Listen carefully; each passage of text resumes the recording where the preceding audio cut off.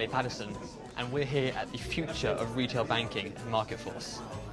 Yeah, we're pushing our goal-based financial planning software. Actually, we started 30 years ago with making software for institutional clients, pension funds and insurance companies. And 10 years ago, we translated it into the private wealth atmosphere. And now we have the goal-based financial planning software up and running. It's completely fully MiFID compliant, etc. And it has a full advisory process inside, so it helps the advisor to make a really good advisor story for investment products. So what we deliver is an omni-channel digital banking solution, and what we try to do with that is help banks to upgrade their existing legacy system by putting a new presentation layer on top of it. It helps them to innovate in this fast-moving consumer world where mobile devices, social, becoming far more important.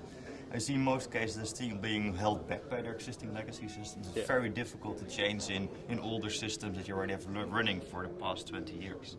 By putting something like Backbase on top of it, we help them to make banking beautiful, make it work across multiple devices, and actually make it manageable by the business team and the marketing team at the bank, so they can manage the digital banking platform without IT support. It's a great line, making banking beautiful. Making banking beautiful, yeah, that's what we try to do. And everything's working out just right. And while the world is spinning, it's a brand new beginning, and we finally win. We work a lot with retail banks, and we understand that banks are having to transition the way they work and the way they engage with their customer. So use of digital technology to allow their customers to engage with them on a real-time basis to get information that they want, which is crucial to the banking sector. We think branches will still be there, but the branch of the future will look totally different than it does today. Use of technology to allow customers to engage and gather information as they want to, whilst in a store almost, as opposed to taking leaflets. We certainly think it's going to be the future.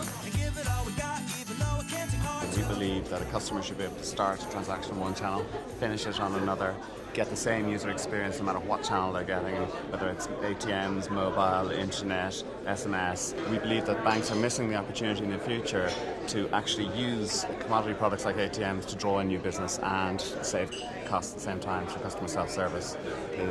All the focus is on the digital branch, cutting down costs, cutting down employees, and not adding revenue streams through customer better experience and reaching out to those customers. So we're like the execution of big data.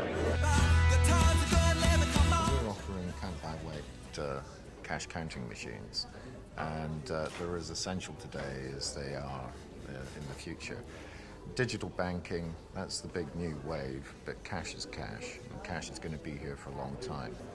So we're really talking about this concept of customer curiosity, which for us is trying to move the debate around digital banking to the next level, and how we think that banks need to adopt 4 key components and capabilities to address the market and how it's changing. So capability 1 is what we call personalisation, on demand, secure and transparent. So we think that banks need to develop those 4 capabilities to enable to service their customers better. For me, the future is all about the disruptors. There are so many of these guys from the marketplace platforms, the challenger banks, and in the payment space, and they're all eating away at the value chain of the big banks.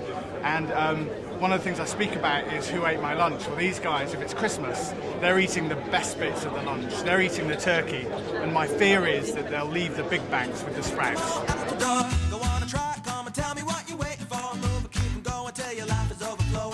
Digitization has meant that most transactions don't need to happen in a branch. The rise of mobile banking and online banking, etc., have meant that branches are not there necessarily to do transactions anymore. So we think that the branches and those types of environments are there to build relationships and build trust. And so I think the future of retail banking, if you like, is more about creating the trust and the relationship and being on hand to assist you with your finances, whatever shape that takes.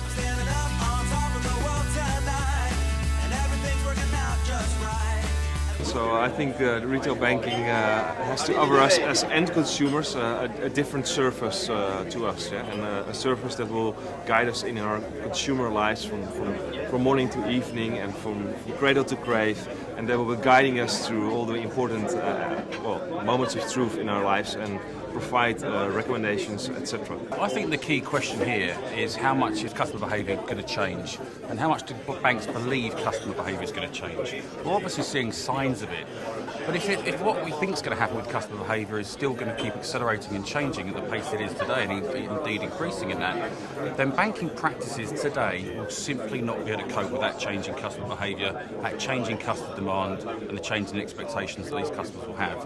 And that's the real crux of the problem here that the banks are going to face. For tomorrow, a dream that I can see of all the awesome things the great people we can be.